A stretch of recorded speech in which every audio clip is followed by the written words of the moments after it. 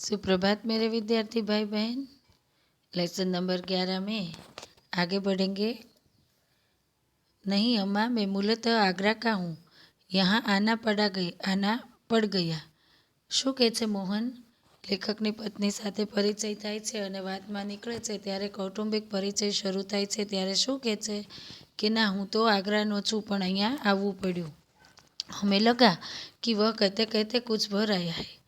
એવું લાગ્યું કે એ થોડો भावुक થઈ गयो, इसलिए चुप रहे। लेकिन वह स्वयं बोलने लगा, मैं आगरा में अपना घर है, माँ बाप तो बचपन में ही गुजर गए, बड़े भाई ने मेरी परवरिश की, भाई वकील है, मैं भी बीए पास हूँ, કોઈ નોકરી ખોજ રહ્યા હતા। શું કીધું તો કે પોતાનો પરિચય આપ્યો કે હું કાંઈ એમ નથી, મારા મમ્મી પપ્પા જે છે એ ગુજરી ગયેલા છે, પણ ભાઈ વકીલ છે અને હું પણ બીએ પાસ છું, કાંઈ નોકરીની શોધખોળમાં છું એમ। એક ચુપ્પી સી છા ગઈ। શું થઈ ગયું? એકદમ વાતાવરણ શાંત થઈ ગયું। हमें लगा कि इसके साथ कोई अवांछित घटना घटी है, उसे छेड़ा नहीं किंतु उसने फिर कहना शुरू कर दिया। थोड़ी शांति पछी ये पोतानी मेळ ज कहेवा मांड्यो, मैं नौकरी की तलाश में इधर उधर भटक रहा था। एक दिन भटक कर लौट रहा था कि रास्ते में एक परिचय लड़की मिल गई। बदहवास सी धीधियाती हुई बोली, मोहन मुझे बचा लो। શું થયું? એ કહે છે કે હું નોકરી માટે આમ તેમ ભટક रहा, यानी कि देखना है, फिर ढूंढना है नौकरी के लिए, આમ તેમ જાતા હતા ત્યારે એને એક પોતાની જ પરિચિત જે એની સાથે સહાધ્યાય હતી એવી છોકરી મળી ગઈ અને તે બોલી, શું કીધું એને કે મને મોહન તું બચાવી લે। ક્યાં? ક્यों? क्या हुआ? તો મોહન એને પૂછ્યું કેમ, શું થયું? मेरे माँ बाप एक अधेड़ के साथ मुझे बेच रहे हैं। अधेड़ यानी बुढ़ा, ठीक है। છોકરીએ શું કીધું મોહનને કે મારા મા બાપ મને વેચી દે છે ગરઢા સાથે। मैं कुएं में गिरकर जान दे दूंगी किंतु उस खुसड़ अधेड़ के साथ नहीं जाऊंगी। હું કૂવામાં પડીને મરી જઈશ પણ હું કોઈ બુઢા હારે પરણીશ નહીં, એવું કહે છે। मैं बहुत असमंजस में पड़ गया, એટલે એ વિચારોમાં ખોવાઈ ગયો। क्या करूँ? कर भी क्या सकता हूँ? मुझे लगा कि स्टेशन चलना चाहिए। वहाँ उसे गया और थानेदार से हकीकत बयान की। वे कुछ देर तक सोचते रहे कि क्या किया जा सकते। મોહને ભણેલો છે એટલે ડાપણ કર્યું। શું થઈ ગયું તો કે પોલીસ સ્ટેશન લઈ ગયો અને ત્યાં પણ પોલીસ પણ વિચાર કરવા માંડ્યા કે શું કરવું જોઈએ। थानेदार साहब बोले, इसकी एफआईआर लिखकर इसके माँ बाप को हवालात में बंद कर देता, लेकिन फिलहाल चिंता इस लड़की की है कि आखिर इसके लिए क्या किया जाए। પોલીસે રસ્તો કાઢ્યો કે હમણાં જ એની એફઆઈઆર ફાડી એની વિરુદ્ધ ગુનો નોંધી અને એના મા બાપને મોકલી દો, પણ પાછી છોકરી તો એને સોંપવી જ પડે ને, તો એનું શું થાય એમ। એક छोटी सी चुप्पी के बाद एक बोली। છોકરી 2 મિનિટ રહીને ફરીવાર બોલી। શું બોલી?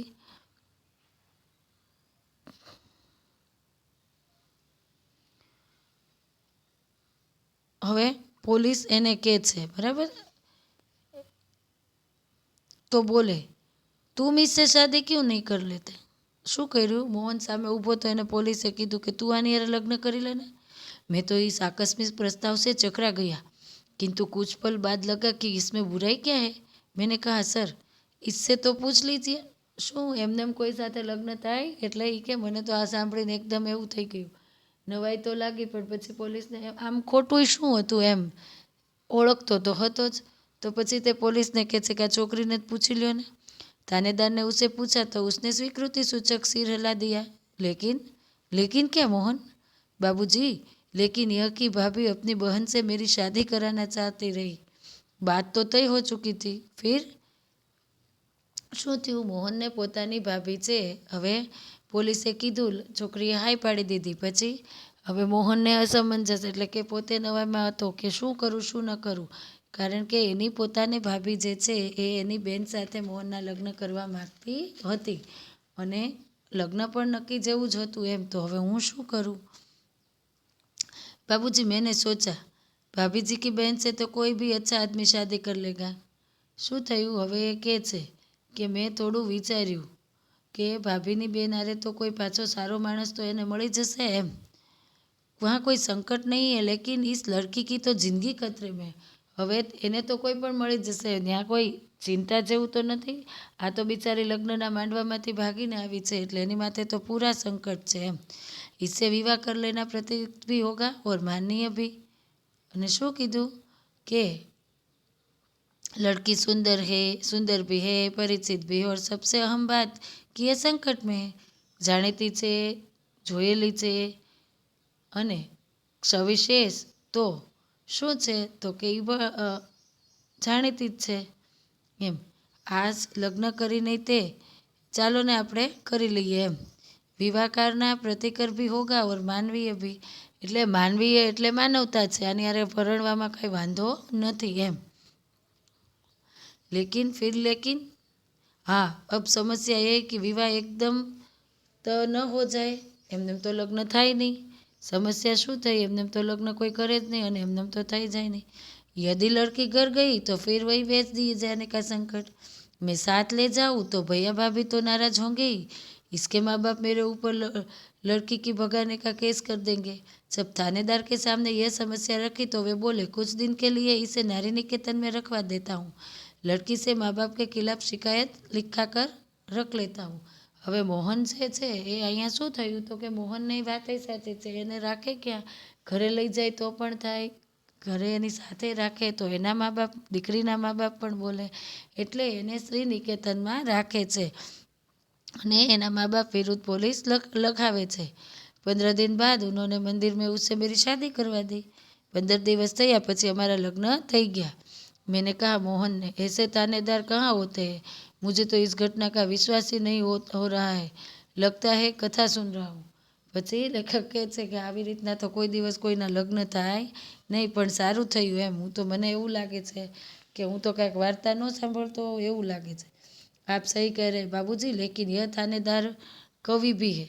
कवि सम्मेलन में कविताएं पढ़ता है और इसकी कविताएं मानवीय संवेदना से भरी होती है. એટલે કહે છે કે આ પોલીસનો જે જીવ હતો એ કેવો હતો તો કે સાહિત્યિક અને પરિચિત હતો એમ.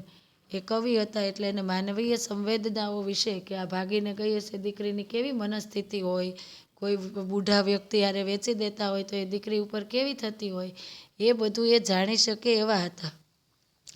એની મનસ્થિતિ એટલે કે માનવીય સંવેદના એની ઉપર હતી એટલા માટે એને આવું કર્યું. हाँ तब ठीक है भाई, हर क्षेत्र में कोई ना कोई मसीहा दिखाई पड़ी जाता है. શું કે છે? સારું થયું ભાઈ, કોકની કોક તો આપણો હાથ ઝાલવાવાળો આવી જ જાય. हाँ तब यह कि मेरे भाई भाभी मुझसे खफा हो गए और हमें घर से निकाल दिया. હવે આ દીકરી સાથે ભાભીની બેન સાથે લગ્ન કરવાના હતા, એની બદલે આને લઈને ગયા. 15 દિવસ પછી એને ઘરેથી કાઢી મૂક્યો અને એનાથી રીસાઈ ગયા. एक तो मैंने उनकी साली से शादी नहीं की, दूसरी जिस लड़की से की वह किसी और जाति की है. આંતરજ્ઞાતીય વિવાહ કર્યા, એની ભાભીની બેન સાથે તો કર્યા નહીં એટલે મને તો ઘરેથી કાઢી મૂક્યો એવું મોહન કહે છે. तो तुम लोग ग्वालियर आ गए? हाँ बाबूजी, आगरा में हमारा निबाह होना कठिन था.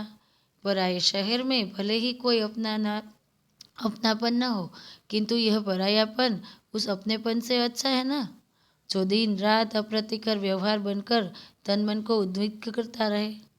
શું કીધું ત્યાં અમારે ગ્વાલિયર શું કામ આવવું પડ્યું તો કે આગ્રામાં તો અમને કોઈ રાખે નહીં અને વારંવાર અપમાન કરે, વારંવાર આપણા પોતાના જે છે એ ધૂતકારે. તો એની કરતાં તો સારું છે કે નવા દેશમાં એટલે કે નવા ઓલા રાજ્યમાં આવીને વસવું અને એને આપણને માણસોનો પ્રતિસાદ ન મળે તો કાંઈ નહીં, પણ આપણે આપણી રીતે રહી તો શકીએ એમ. हाँ सही कह रहे हो. तो यहाँ कोई नौकरी तो रखी नहीं थी, बस ऑटो का दमन थाम लिया और उसी सहारे चल रहा हूँ. શું કીધું? અહીંયા પણ નોકરી તો કાંઈ મને મળતી નહોતી એટલે મેં શું કર્યું તો કે હવે આ રિક્ષા પકડી લીધી, હવે આને જ સહારે ચાલું છું. वास्तव में तुम बहुत बड़े हो मोहन. बड़े बड़े लोग तो नारी हित में बड़े बड़े लेक्चर देते हैं, कविताएं लिखते रहते हैं, किंतु अपने व्यवहार में नहीं उतारते. શું કીધું સાહેબ? મોહન તું ખરેખર મહાન છે. તું કહેવાનેથી એટલે બોલવાથી અને મોટા મોટા નારીના લેક્ચરો દેવાથી એટલે કે નારી હિતના લેક્ચર દેવાથી થતું નથી. તે ખરેખર આ દીકરી સાથે જે કવિતા લખવાથી એ નથી થઈ જતું.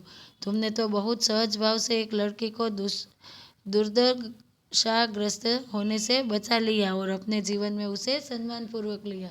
ખરેખર જેની દશા ખરાબ થવાની હતી એવી છોકરીને તે બચાવીને ખૂબ જ કયું કાર્ય કર્યું છે? તો કે સન્માનનું કાર્ય કર્યું છે, તને તો સન્માન મળવું જોઈએ એવું કાર્ય તે કર્યું છે।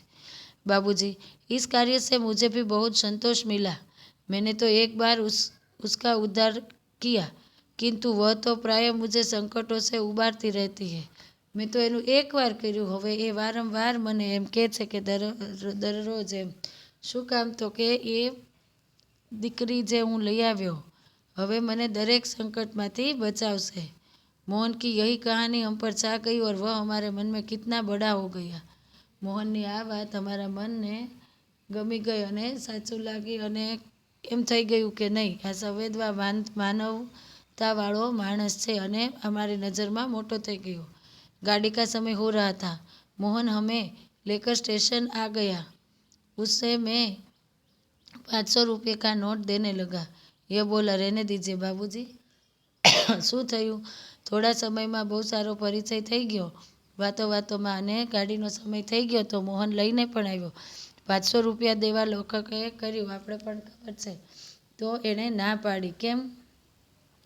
અરે यह तुम्हारा पारिश्रमिक है, कोई दान थोड़ी है, दे रहा हूँ। મોહને ના પાડી એટલે કીધું કે તું તે તો પરિશ્રમ કર્યો છે, તારું આ પેટ્રોલ બળ્યું, તું અમારી સાથે રહ્યો, એના પૈસા છે, હું કાંઈ તને દાન દેતો નથી। बाबूजी, मैंने माँ बाप का प्यार नहीं पाया। कल से ही लग रहा है कि मुझे माँ बाप मिल गए। મોહને શું કીધું? મને પૈસાની નથી પડી, પણ મને મા બાપનો પ્રેમ મને મળ્યો નથી। ગઈકાલથી જ્યારથી તમને મળ્યો છું ત્યારથી મને એવું લાગે છે કે મને મારા મા બાપ જાણે મળી ગયા। इस सुख के आगे पैसे का तो कुछ भी मोल नहीं है। આ સુખ આગળ પૈસાની કોઈ જ કિંમત નથી।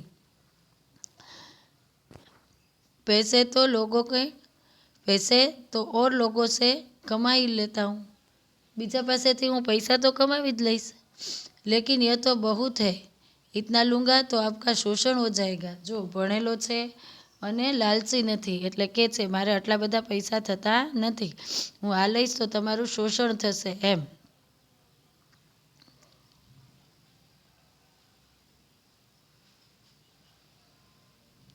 यह कहकर वह 500 का नोट लेकर 300 वापस करने लगा।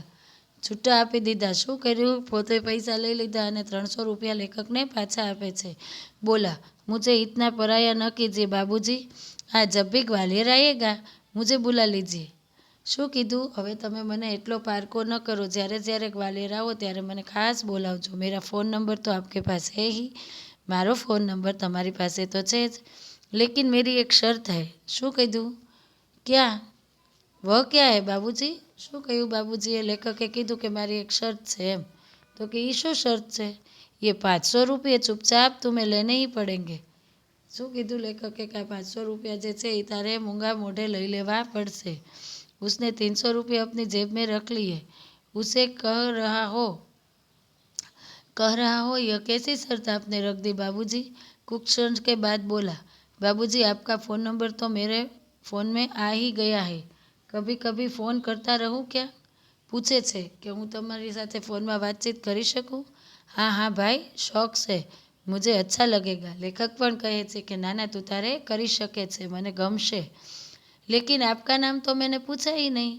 શું થયું? આટલા દિવસ 2 દિવસ હારે રહ્યો મોહન, પણ લેખકનું નામ પોતે પૂછી શક્યો નથી એટલે પૂછે છે।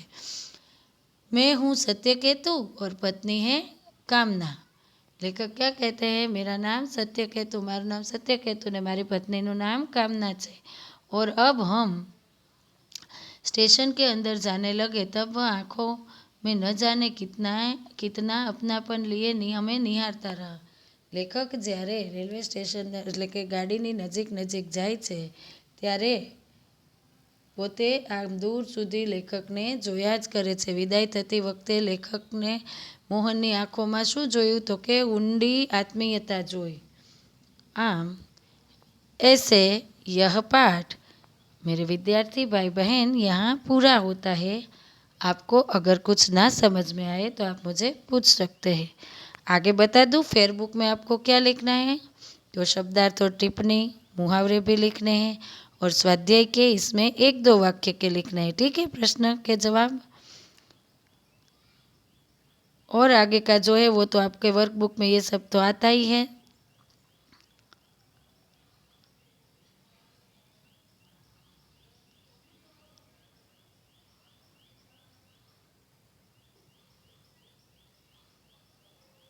ठीक है, थैंक यू।